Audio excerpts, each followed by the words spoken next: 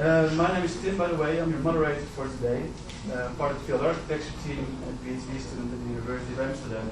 Maybe someone can try to get this out of the way. I would like to ask Wouter van Stiphout and Nanne de Lu to the fore. Nanne de Lu is a director of the Berlage. I should say the Berlage, right? Yes, you can sit over here if you want. And partner in the Powerhouse company. Wouter van Stiphout is professor chair of design and politics, and he's one of the organizers of the graduation studio Follow the Money. That's also what we're going to talk about now, money.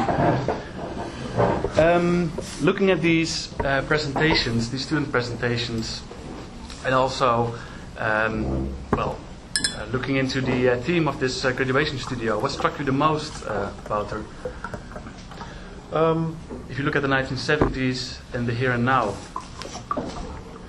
Well, there was this constant critique of history repeating itself, and that's of course also from the two films you showed. It's very, yes, history repeats itself. But I was also wondering that if we are not also tending to repeat history ourselves in the opposite way, that we are looking at Hoog Catharijne of the 60s through the lens of what we are seeing around us right now. So we are seeing exploitative real estate development. We are seeing shopping malls that are being, in a brutal way, being forced upon cities. But of course, our generation and yours has grown up in these shopping malls, and we are already fed up with them. I think what I didn't see yet, except in the film that you showed, the first one, is also the wonder of when Hoog Catharijne appeared for the first time. The real, I can imagine that if you were a young kid growing up in the Netherlands of the 50s and 60s, and you would have Hoog Catharijne, I can also imagine the sheer joy of that place, and not just from Bredero earning a shitload of money with it, but really, like, my God, my world is changing, and everything is bigger and newer, and all this stuff, and all this space, and just the real excitement of modernity, and the modernity brought to the people, not modernity as this little elitist thing, as it still was in the 20s and 30s, but really modernity for everyone on a massive scale.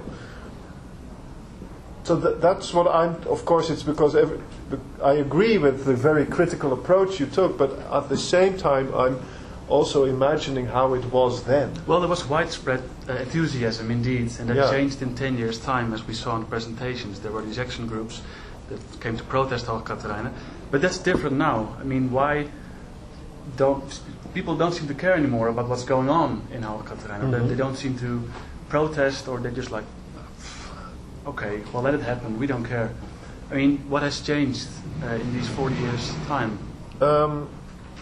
Well, maybe that's also an architectural question to architects, to us as the architectural community. Back then, it seemed as if the architect's office was also perceived as this place where the new was being created. They were really like the ones that could create the new, and that was also expected from them. That was also their role. And this was, I think, 63, 65. That was also before that was used against them in this time. And so I know that architects are still amazingly interested in the new, but now they are finding it in China, in Dubai, etc.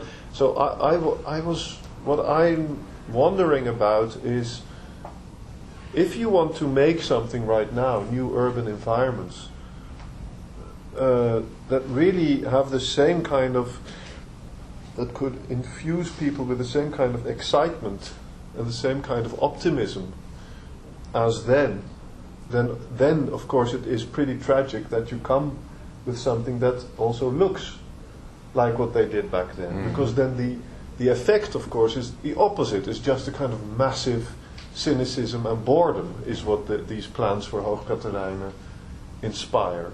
And the opposite of the new. Do you agree?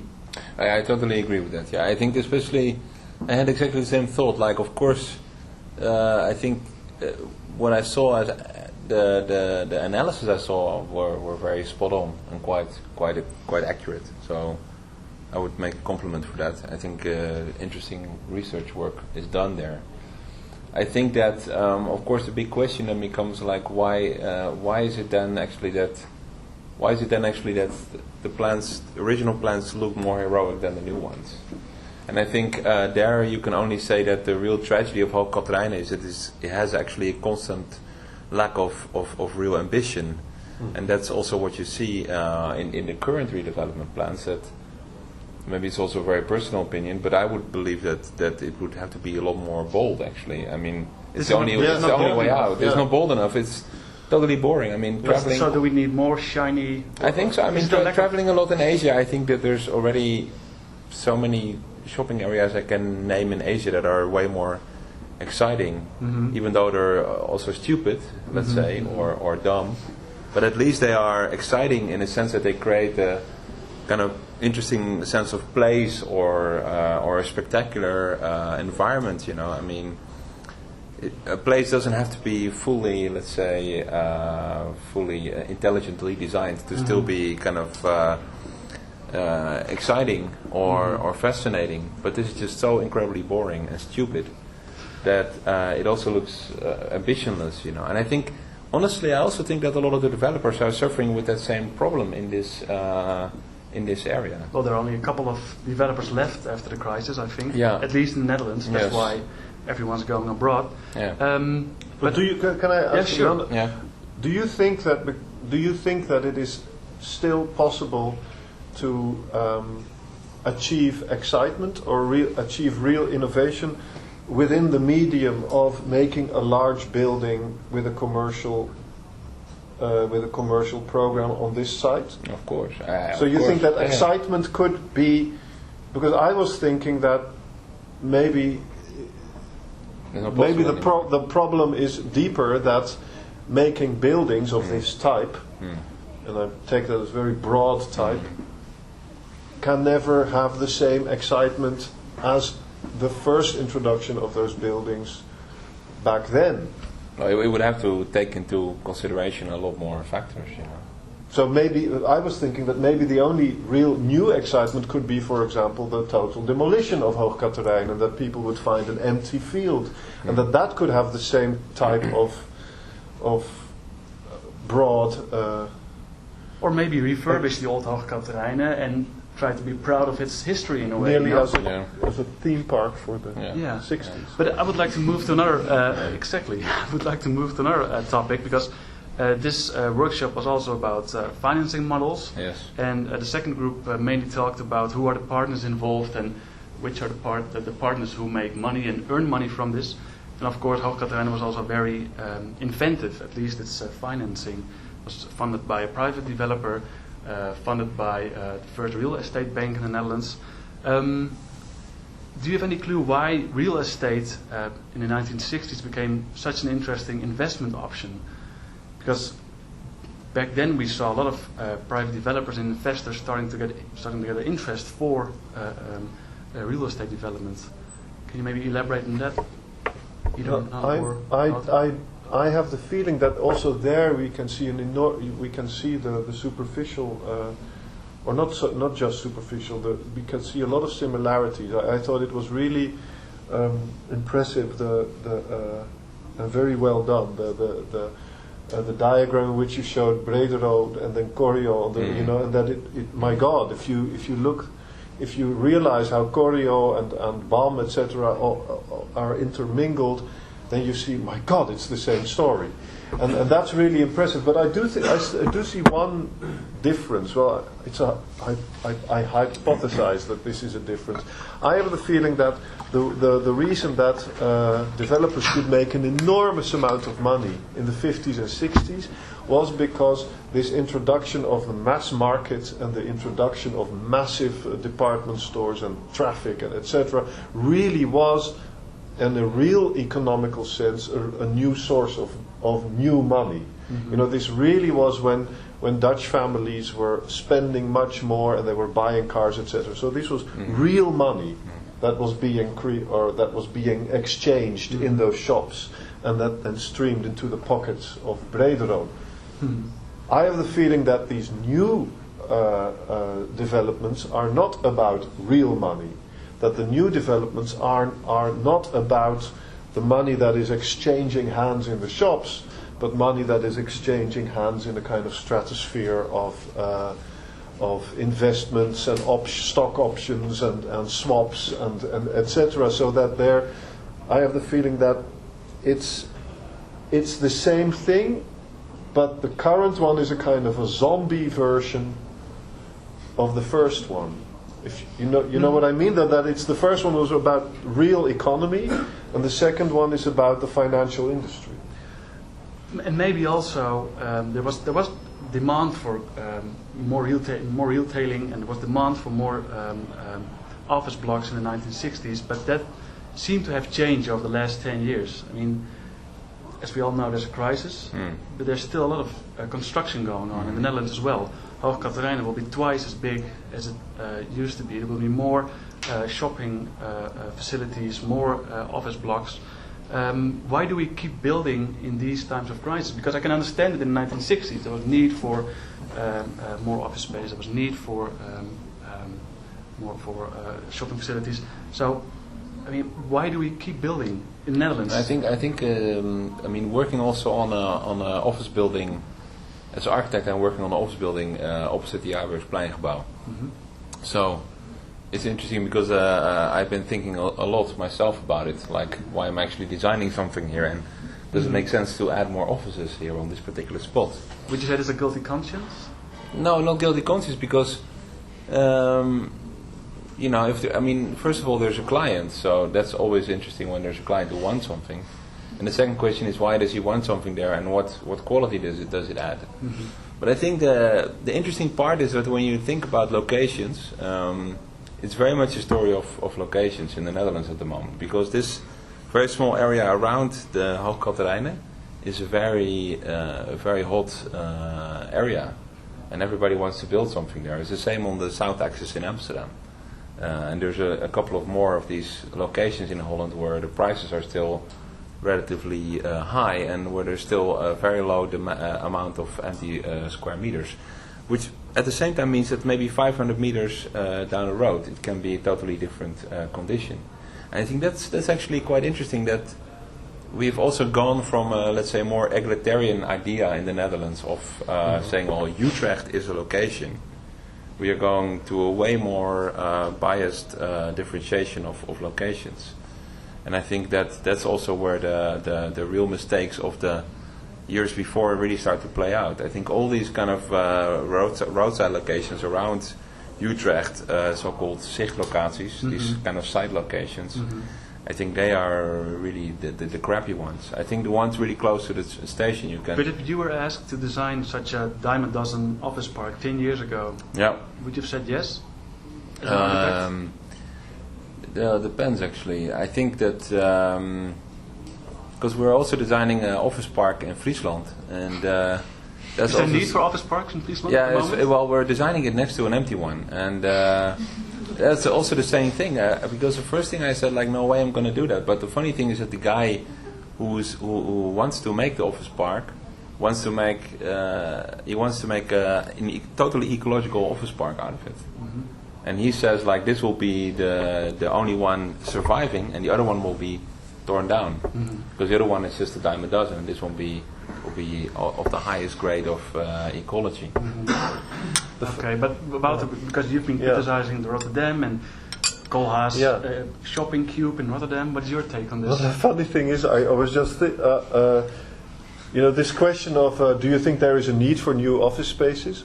This is a question that you must often get. Yes. And it's also a question that I often ask, until somebody asked me, what are you doing? I said, I'm teaching in Delft. And he said, do you think there is a need for more architects? So, it's kind of the same. Yeah, you're like, it depends, Yeah, They learn exactly. something about designers' politics. Yeah. I think it's very good. Yeah, sure. So I'm learning, teaching architects next to architects who are out of work. But well, what is interesting, of course, is that what is happening right now in the Netherlands is a huge shakeout. There's in Amsterdam, for example, you have the Sloterdijk. It's completely. We have Aniek, who's here in our studio studying that.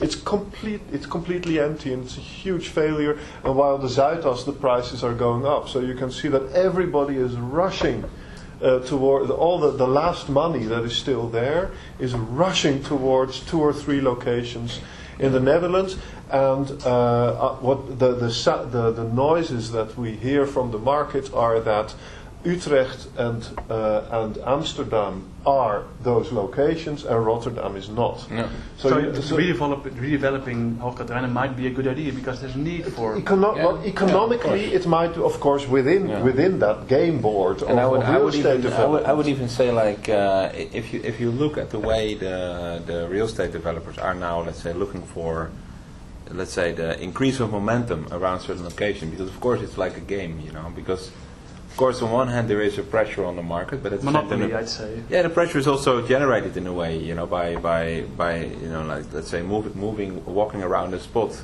with a number of people that are interested to rent space there, etc., etc. So it's a game. But the interesting thing is that the game only works when there is a certain ecology created, like literally an ecology of entrepreneurs. People who are willing to be there as investors, which then has to do with people that are backing those investors. So it's also very much, I think it's also very much becoming more and more clear that it's about believing in a certain area because of its, let's say, social ecology, or the people that are behind it, that are investing behind it, are like a kind of group of friends that are all believing in a particular place. Mm-hmm. But that's, in that sense, it's interesting when you compare it to a number of developments that, let's say, areas that were sparked by the baby boomers.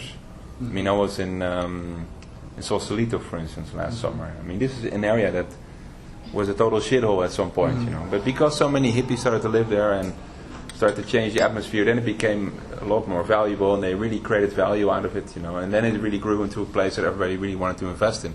I think it's very similar when you look at places like Hoog Catharijne or like the Zuidas.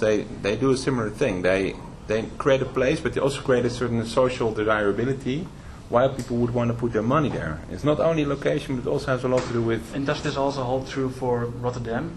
For the Cube, for example? Which I think in Rotterdam that is precisely one of the reasons why it is not really being as popular as Amsterdam and Utrecht, because it doesn't manage to create this kind of social momentum around the main investors in Holland. Mm-hmm. It's a question from the audience. I'd like to stress that the students can also interfere and ask questions. But Rotterdam has one big advantage: it's super cheap. Mm-hmm. If I get back to this the game situation, what was interesting in the debate yesterday as well, there were some local from Expodium, some local interest groups as well. And they asked but what about Leidse Rijn? Because it's exactly like you said, Utrecht might be still, or a very small part of Utrecht might be still very hot. But didn't we know this plan, which also should become the new center of Europe, if you might believe it, and Leidse Rijn shopping center. And then it turns out, because the questions were asked to the director of Corio, who was giving a lecture, it turns out Corio bought this shopping center in Leidse Rijn. And in the later talks, it also turned out that financially that might not be the smartest move, because didn't we all decide that didn't really was that interesting? And then it comes in this money game to the point that Corio might have bought it not because they have any interest in Leidse Rijn or care about Leidse Rijn, but they don't want Leidse Rijn to become a success, because they have €500 million invested in Utrecht. Yes. And then this game becomes the question: are planners, politicians, Leidse Rijn, are they equipped to play this game? Or exactly, are we designing the right things? Yeah. one is a very small group knows about this game, and the second question is, okay, we can agree there's still some hot locations, but how can local municipalities can they play a role in this game, or is this just too high to have influence over? Yeah. I don't think it's too high. I don't think that the game is too complex. I just think that in the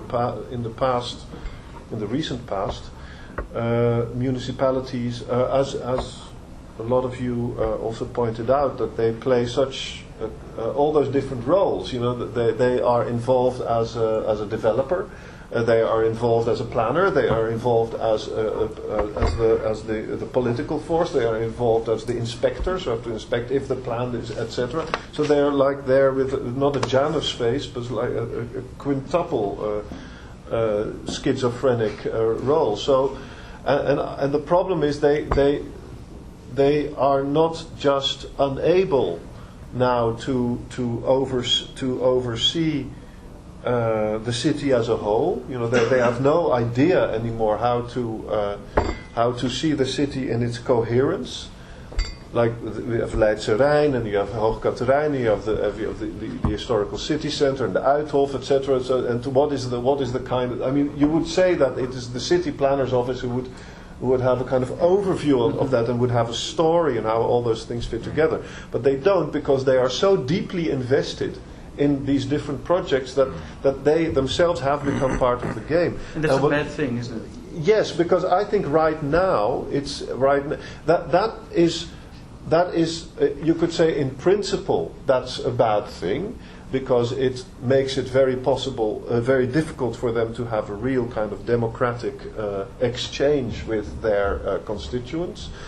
But, you know, if things are in principle bad, you know, we're in Holland, we're very pragmatic, we don't give a shit if it's in principle bad, as long as it works. But it doesn't work anymore, because right now we have, again, this shakeout. There is so little money, but that has to go, and we still have so many plans, and so the money has to go. This one project has to be finished, Hoog Catharijne. Mm-hmm. And if that means killing off Leidse Rijn, so be it. You know, that is the way, and that is the kind of crisis I think that city planning is in right now. That they are forced to, you know, amputate their own arms and legs, because they are so deeply invested in the realization of some of their big plans that they are actually damaging the city. Mm-hmm. Okay, what we see behind us, by the way, is a graph which shows the demand for office space and actually what municipalities, developers, etc. are building. So you see Where, in Holland? No, in the Netherlands, indeed. Yeah. So this is what they call a pork cycle in economics, I think. Yeah. So that when the market is actually going well, people keep building offices, and there will be plans made for the future, and nothing seems to change. You know, they just keep building, and demand grows less. That was a side note. There's a question from the audience. Well, comment. I was thinking actually that currently the municipality seems to be much stronger actually than like when the original Hoog Catharijne was built. It really seemed that like Brederode was forcing this Hoog Catharijne plan upon the municipality. The municipality only asked for some like re-changing of the car infrastructure, but then they proposed this massive scheme, and within a few years it was all signed and agreed on, and it was built within 10 years. And it seems that now the municipality is a much stronger stakeholder in together within like the CU in Utrecht, together with all the other parties. I think they're a much stronger stakeholder because they are now partly playing the role that Brederode used to play in the 60s. So they were still in the classic mode of the municipality who had no idea what to do with project developers, and now they're kind of part of the game. So on the one hand they are more powerful, on the other hand the difference between them and the market is smaller, so you could also say they're less powerful or less recognizable. And do you think these municipalities actually know what they're doing? Do they know how the market works? Is it transparent enough, or is it a game played by indeed the big players, international I money. think, but I also honestly I think nobody really knows how the market works. I think that everybody just plays it to a certain extent and bluffs it also to a certain extent. So at least that's my impression working there. So at the same time, for me, it's very clear as a designer that I try to focus mainly on two things, which is the quality of the urban landscape and the quality of the building as a kind of, let's say, character within the buildings that are being constructed there. So I try to avoid being too much engaged in the political discussion, because from the beginning on, as an architect also, you are immediately approached by the urban designers, the stedenbouwkundigen. They immediately approached me also after the meetings with the developer, saying like, look, we really want you on our side, this and so on, which really very clearly indicates that there's a strong opposition between the people working for the municipality as designers. They feel they're kind of horrified by the fact that all these kind of developments are being pushed. At the same time, there's also from the client side, there's a huge lack of trust. Because they also say, like, look, we really need to get these municipality people out of our way as soon as possible, because they're going to be a hindrance. And from our perspective, we just try to say, like, look, let's just make a really good public space here and a good building, because that seems to be the only reasonable thing to do. If I may sum this up, you say architects shouldn't be too political. I don't think so, because in the end they should just be really good designers, and I think that is also where the biggest addition of quality can come, by just making really good buildings there. In the end, that will create a better place. This chair is named Designers Politics, so I'm interested to know what Wouter's take is on this. I think, except if you take a very narrow definition of politics as the real, as the very specific dealings that are going on between elected officials. If that is what you mean by politics, then I agree. But if politics is anything more than that, then I don't agree. For example, because one of the big issues right now in which what I find really interesting, and both on a design planning level and on a political level, because I do think these two things are the same, is this, that because there's an enormous capacity on the level of housing, and an undercapacity on the level of housing, because there are way too many houses in some places and way too little houses in other places. With offices, it's a little bit the same. There's way too many offices, but on some place, in very, very small places, there are more or other offices are really. So the whole thing in the Netherlands will be, quality. The other. So the really interesting thing right now in the Netherlands is something that we never had to confront all from the whole period, from the 50s or the 60s through the 90s, is scarcity of, and not scarcity of what we have on offer, but scarcity of demand. And through the scarcity of demand, that really forces politicians, planners, designers to decide, okay, we have like just 3 little houses, like in Monopoly, to put down on the board. Where are we going to put them? Meaning that every decision that you make as a designer or a planner is not like the entire Netherlands is going to modernize, entire Netherlands has to have higher quality. No, we only have like one shot, like in the Eminem song. We only have one shot. Where do we do that? Because if we do it there, we cannot do it here. This means that all kinds of things like inequality will come in. Do we really let Limburg just go down the drain? In order to save cities like Utrecht, how are we going? So all of a sudden we do not have the luxury anymore of thinking about the Netherlands in terms of equality.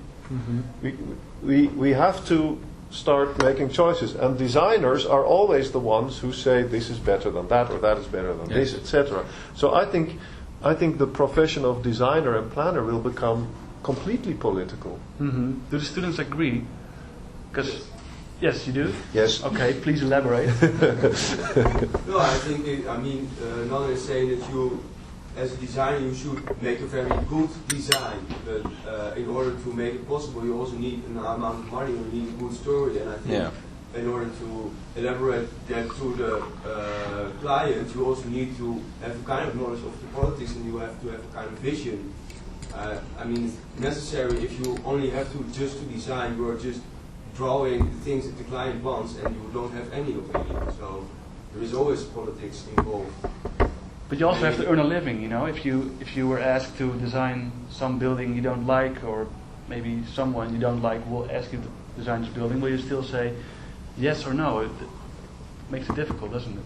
You can also make money by cooking in a restaurant. And For project developers. But I think there's an interesting example, like for instance, just to give you a very small example of this kind of discussion we have, like first of all, on the plinth, actually the developer really wants to make a public plinth. They want to add their hotel or restaurants, you know, like horeca. And especially because actually it's the one place on the entire Jagersplein where you have the evening and the afternoon sun, which is something that we came up with in our first study to show, like, well, in the whole area it's actually the only place where you can make a nice terrace. And that actually implies that the bicycle lane is now designed directly in front of the building, which would be really stupid because then you can never make a terrace there. So we've been fighting a lot to move the bicycle lane about 12 meters from the building so you can make a decent terrace. And also to make the building in such a way that we don't get windfall from the tower, but that it really remains very nice, quality of space. Like these are kind of things that we are designing on, which touch upon all the different, issues that each of the parties has, like the municipality has, or the developer has, or even from a regional point of view. But I think in the end, that is where, as an architect, you are the expert, and you can make a difference on that level.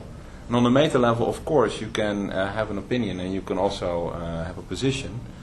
But in order to change that, and also to go back to Wouter's point, where also we have spoken about a lot together already, I do think that on the bigger scale, we need to talk exactly about that, but then on the level of the country. You know, if we leave Limburg to fall off, at least we can still design that, and it is, you know, it's important to think about it, you know. Planning for shrinkage. Yeah, exactly. I mean, it's also exactly. I think it's important. But that's what's going on in Britain at the moment. Maybe that's a good counter-example, because you've got this north-south divide, and the old industrial towns in the north are actually decaying. And there the choice has been made, it seems, to actually focus on London and leave the rest of the country to rot. I mean, is that the way we should go in the Netherlands? I guess it's a very tricky question, but I also think that when I look at Rotterdam, for instance, it also could imply that there, if you take the case of Rotterdam, it could also imply that there will be a lot of interesting opportunities arising there. You know? So it will also leave space for innovation, but then you also have to make that possible. So I think it's a matter of then like redesigning the possibilities also for areas like that. I mean, it's interesting when you think for instance about agriculture, like. Maybe you need to change the legal framework so that agricultural lands, for instance, in Limburg can be more easily redeveloped into smaller scale biological agriculture, for instance. So I think it's also about thinking about what kind of qualities you want to put in place, you know, and to somehow design those qualities.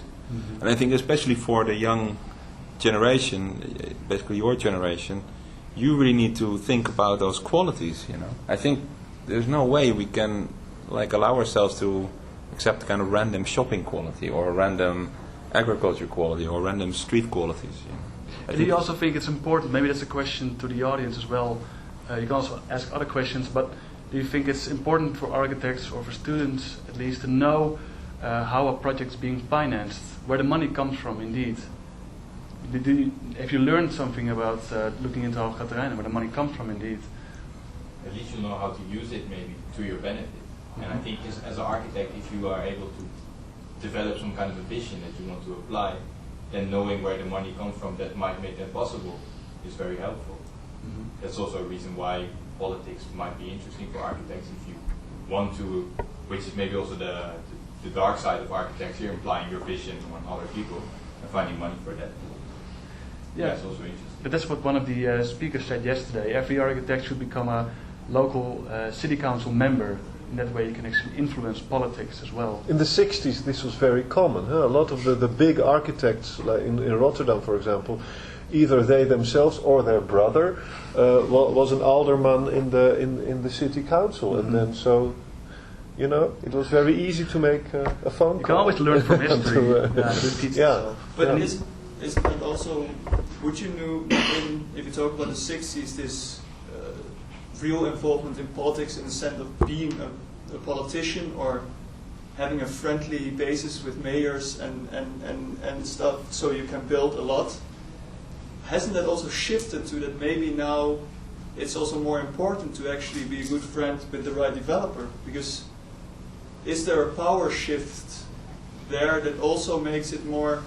You see, for instance, even positive examples as ZUS, that in the Schietblok, they didn't even consider probably really going to the deelraad gemeentevergadering, sort of the local council, but what they did is study how you can actually make this work from a developer point of view and try to sort of become a smarter developer instead of a smarter politician. And I don't know if you can, what is your view on this, who to be friends? Is there a shift in that sense? And if I might follow on that, might it also explain why it's more difficult for an architect or a planner to be really criticizing big developments, because having a fight with a politician is one thing, but having a fight with Corio or some of the big ones might shut down your business. Yeah, but if you have a fight, it's always important to know on what terms you are having a fight. Because if you have a fight with Corio on level of architecture, it will be like the deaf and the blind speaking to each other. There's two different languages. I think if you want to pick up a fight with Corio, you pick up a fight on basis of profitability, and you try to prove how to be better at it. But I think coming back to your question, I think it's also interesting when you think about the history of architecture that it's only for a very short time that the architects are inherently critical towards commercial developments. I think it's only since the baby boomers. I think before it was always quite okay to be commercial as an architect. And I think also a lot of architects that are very famous were also very commercial. An interesting example might be Herman Hetsberger, who used the opposition groups to build this he chose their side to build this musical venue, but nowadays he's working for Corio. Yes. And he's actually demolishing this Vredenburg Music Center, which was the by action groups, and now he's working for private developers. So indeed it changed. Maybe that was just the 1970s side. Yeah, definitely. But do you say that it's a sign of luxury that in this baby boom generation there was so much demand or so much progress that you could afford to be, and actually in the biggest period of history? Yeah, I think that's one side, and I think the other thing is that in a lot of education, I think somehow architecture somehow remains stuck in this kind of overly critical thinking.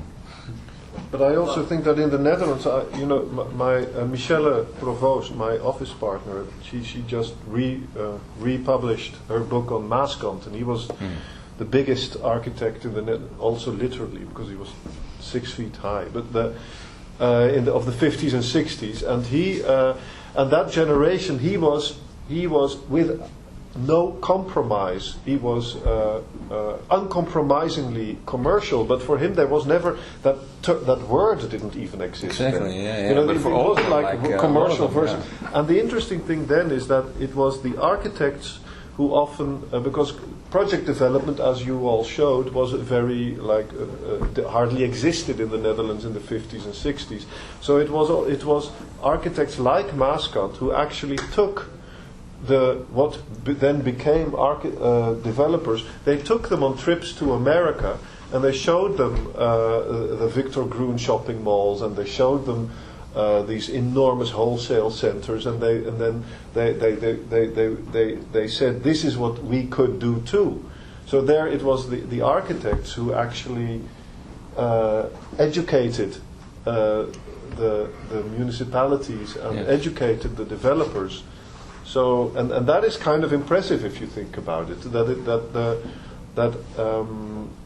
the architects really were the ones who really were at the forefront and who knew stuff that the guys with the money didn't know.